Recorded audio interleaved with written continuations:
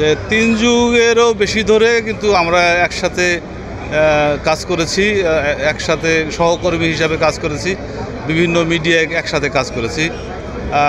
কখনো মনোমালিন্য হয়েছে, কখনো আবার ভালো সম্পর্ক হয়েছে এভাবে।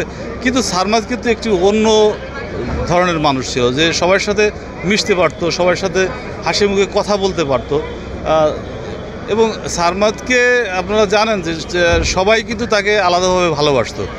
আর সর্বোপরি সে কিন্তু আমার আত্মীয়, এবং সত্যি কথা বলতে কি যে সে এত ভালো ছিল বিধায় কিন্তু আমার মামাতো বোনকে তার সাথে বিয়ে দিয়েছিলাম আমি নিজে উদ্যোগ নিয়ে, এবং আমার কথা মতো আমার মামাতো বোনকে বিয়ে দিয়েছিলাম। তার মানে বুঝতে হবে যে মানুষ কখন তার বোনদেরকে বিয়ে দেয়, তখনই দেয় যখন সে কনফার্ম থাকে যে না, ছেলেটা ভালো।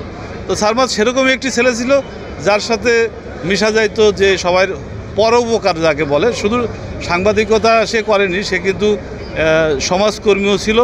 সে তার যারা কাছের লোক ছিল, যারা তার সহকর্মী ছিল, কেউ বিপদে পড়লে তার জন্য সে কিন্তু সবসময় জান পরাণ দিয়ে কাজ করেছে। এটি হলো একটি আলাদা গুণ, সবাই এটি পারে না, সবার পক্ষে এটি করা সম্ভব না।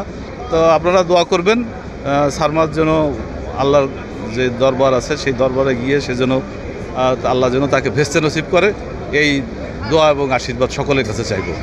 ধন্যবাদ সকলকে।